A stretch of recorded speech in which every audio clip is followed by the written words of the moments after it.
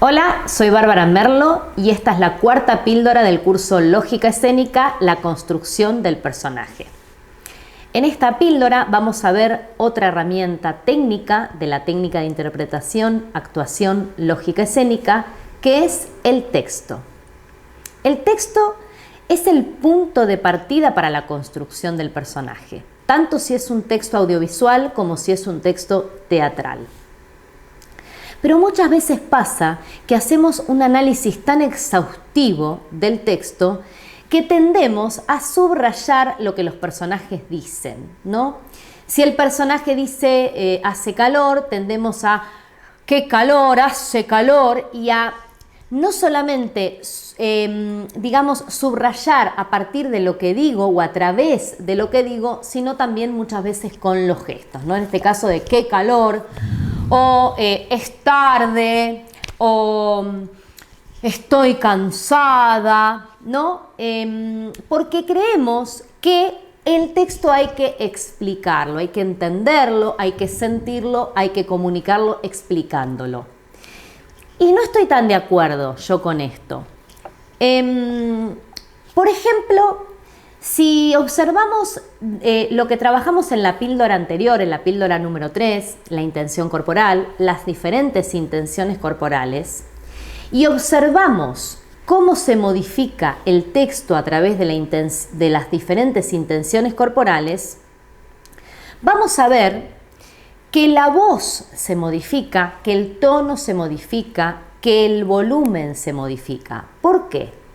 Porque la voz es cuerpo, es parte del cuerpo. Esto parece una obviedad, pero muchas veces nos olvidamos y en la escena tendemos a disociar la acción que estamos realizando de lo que decimos. Muchas veces, por ejemplo, si estamos mirando por la ventana y el texto es la mesa está servida, tendemos a la mesa está servida, como a que el texto se entienda, se pronuncie bien, no tenga ningún tipo de alteración. Entonces, volviendo a las intenciones corporales, por ejemplo, si yo trabajo intención corporal matar y digo este texto, la mesa está servida, la mesa está servida, cambia lo que digo. Estoy diciendo una frase, la frase no se modifica, la frase es la misma, pero como cambia el cuerpo, la voz cambia, porque la voz es cuerpo. Entonces no cambia el texto, no cambian las palabras, pero cambia la forma de hablar, la forma de decir esas palabras.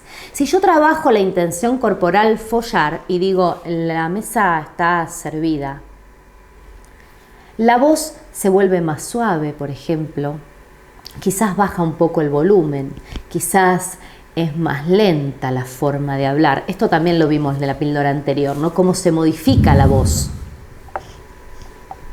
Si trabajo esta misma frase con la intención corporal quedarme, la mesa está servida, también cambia la voz.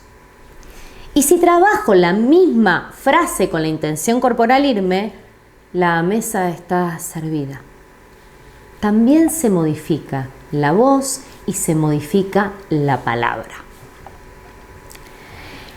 La voz es cuerpo y hablar es una acción.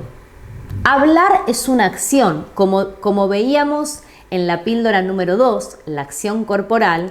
Mirar es una acción, bailar es una acción, caminar es una acción, hablar es una acción. Y esto significa que cuando hablo y trabajo la palabra y el texto como acción y la voz, la utilización de la voz como acción, voy a modificar al otro y también me va a modificar a mí esa palabra. Además de que me va a permitir construir personajes, porque voy a poder explorar formas de hablar diferentes a las propias. Como decía antes, tendemos a explicar los textos y tendemos a hacer un análisis muy rígido, un análisis intelectual, un análisis mental, ¿no? Muchas veces se trabaja mucho esto del análisis del texto y caemos en el análisis como mínimo de cada palabra, ¿no? De que entonces el personaje dice te odio y ya la mente, la respuesta que tiene es que odia a la otra persona y que el texto es te odio.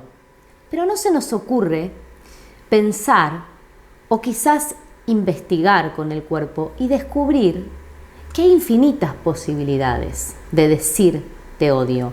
Que yo puedo decir te odio.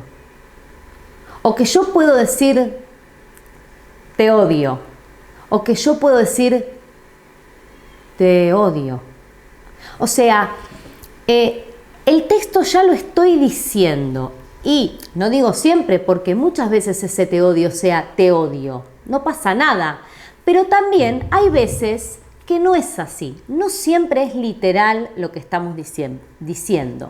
No siempre es estoy feliz, estoy triste, qué calor, qué frío. No siempre lo que hago y lo que digo coincide. Puedo trabajar algo que es la contradicción, el conflicto.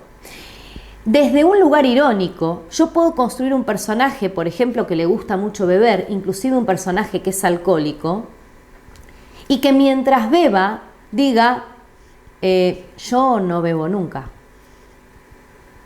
O, irónicamente, yo no bebo nunca. Como irónicamente, no, porque está bebiendo y todo el mundo sabe que bebe. O que esté de alguna manera defendiéndose como de un ataque, ¿no? Un poco a la defensiva, yo no bebo nunca, pero en ese momento está bebiendo y digamos de alguna manera se está justificando. Esto hace que los personajes tengan muchas más capas, que sean mucho más interesantes. Y no caemos en la típica frase, o sea, podemos investigar infinitas posibilidades y no caemos en el subrayado de la frase de la mesa está servida. Para esto tenemos que habilitarnos una investigación.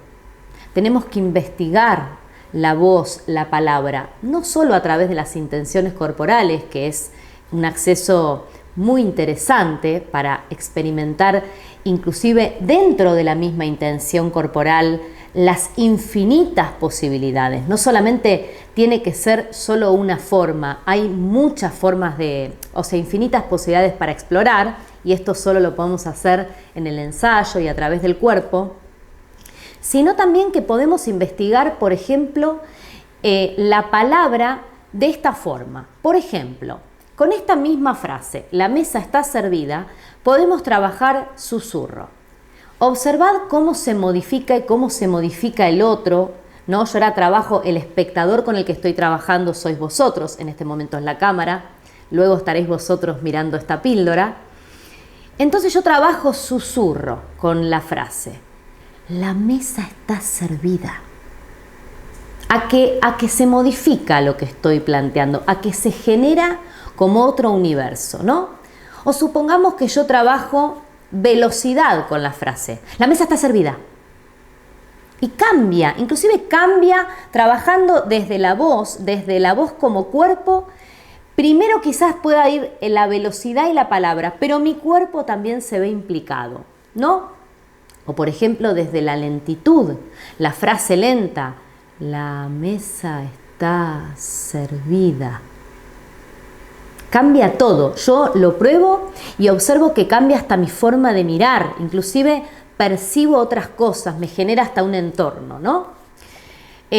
Puedo cortar las palabras, puedo separarlas, por ejemplo en sílabas, puedo trabajar la mesa está servida. Y cambia también. Puedo trabajar con volumen alto. La mesa está servida.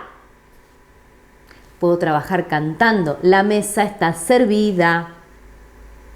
Y cambia. Inclusive puedo probar, generar cierta repetición cada vez que voy a iniciar una palabra. Por ejemplo, la mesa está servida.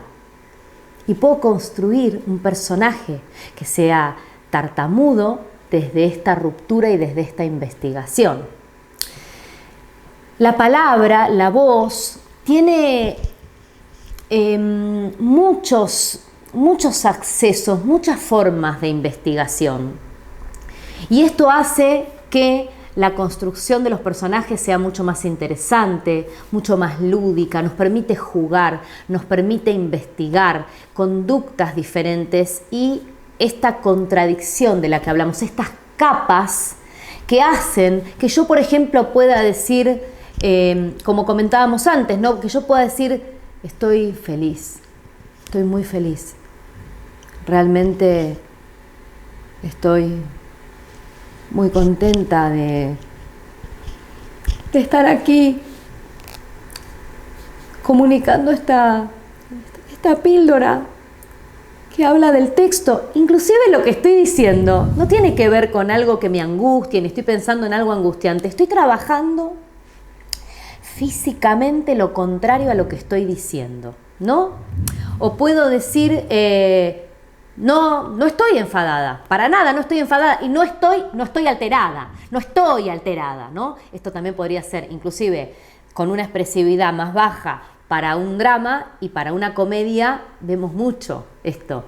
Nos hace mucha gracia en la comedia las ironías, ¿no? Cuando un personaje está diciendo una cosa y vemos que hace lo contrario, ¿no?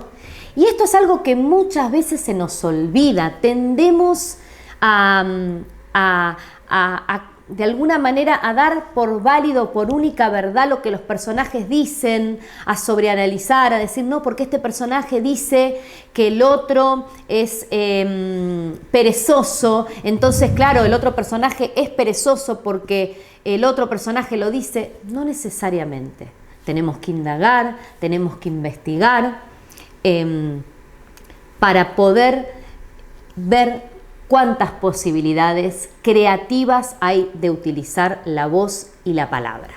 Cuando decimos que la voz se modifica a través del cuerpo, ¿no? Y la palabra se modifica a través del cuerpo, más allá de las intenciones corporales, que es un acceso, ¿no? que estuvimos viendo, también tenemos que poder observar que si, por ejemplo, yo me voy hacia adelante, la voz se modifica, le pasa algo a la voz. Y si me voy hacia atrás, la voz también es como que baja el volumen, ¿no? Porque esto, para que se entienda muchas veces el texto, no nos damos cuenta y estamos con una acción que, por ejemplo, estamos bailando y la voz está colocada como en otro lugar, ¿no? Como que fuera del cuerpo. Como estoy bailando, de repente ahí, la mesa está servida. ¿Observáis que hay algo raro? Como que el cuerpo va por un lado, ¿no? La mesa está servida. Voy a hacer un volumen más bajo para que veáis igual la diferencia. La mesa está servida.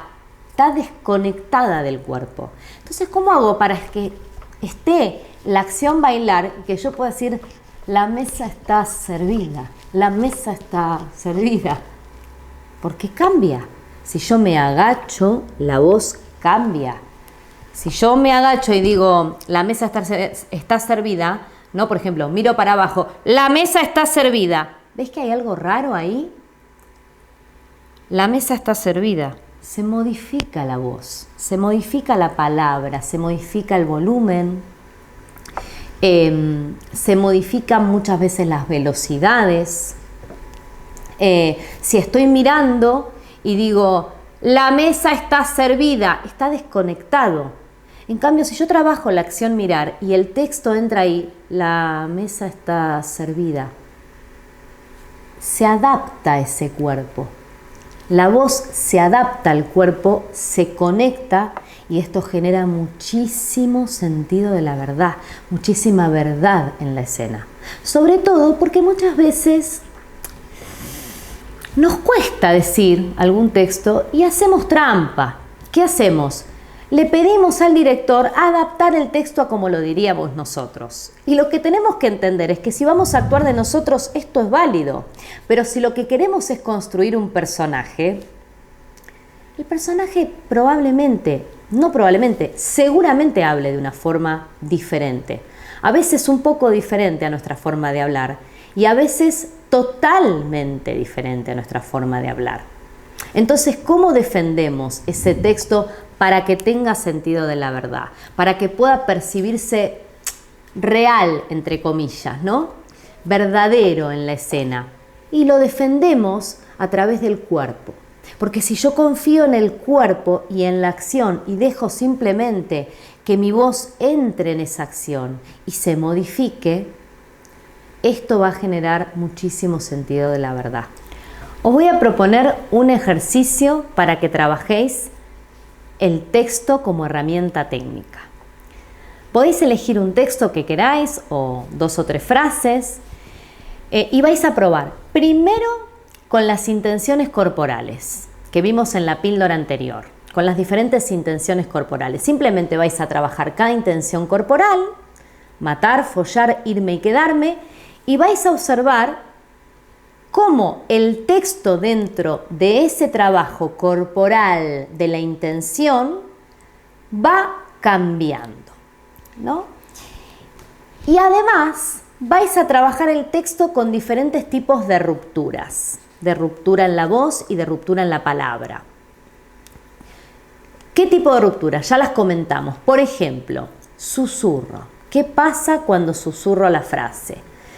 Por ejemplo, volumen alto. ¿Qué pasa cuando utilizo más volumen?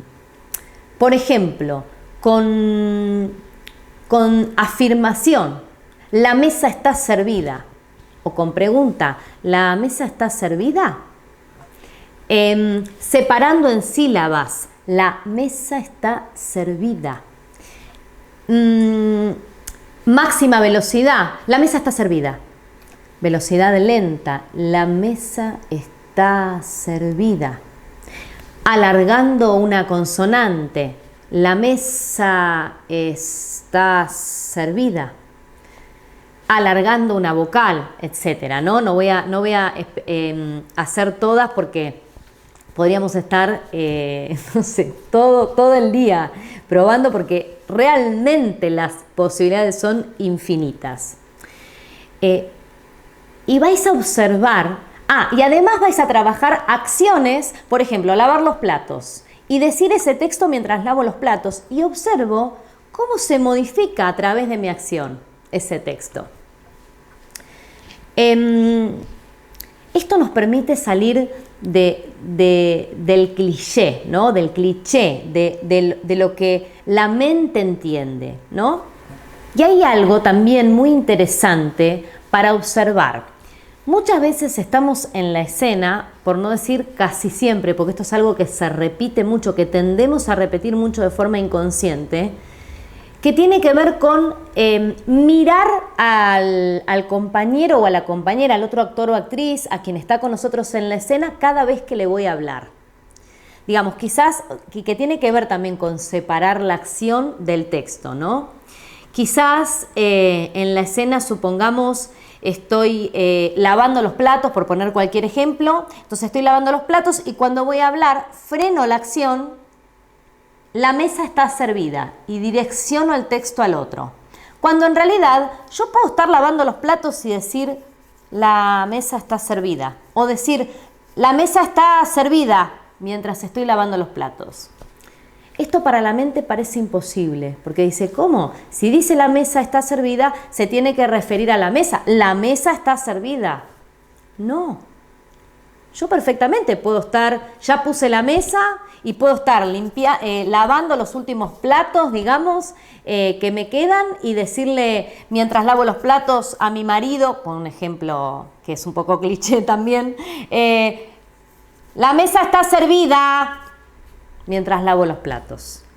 Hay una idea mental que no nos permite ver que podemos estar haciendo una acción y diciendo algo que no tenga nada que ver con la acción. Yo puedo estar, por ejemplo, lavándome los dientes y decir que por la tarde, decirle a mi pareja que por la tarde voy a ver una amiga. Estar en vez de decir, por la tarde, me estoy maquillando, ¿no? Y decir, me estoy maquillando, decir, por la tarde voy a ir a ver una amiga, ¿eh? O ¿te gustan las milanesas con patatas fritas? Porque luego voy a cocinar eso, o porque voy a cocinar eso. Y no necesariamente tengo que estar preparando las milanesas con patatas fritas, qué ricas que son, por cierto, cuando estoy, digamos, decir ese texto mientras estoy preparando las milanesas. No, no necesariamente.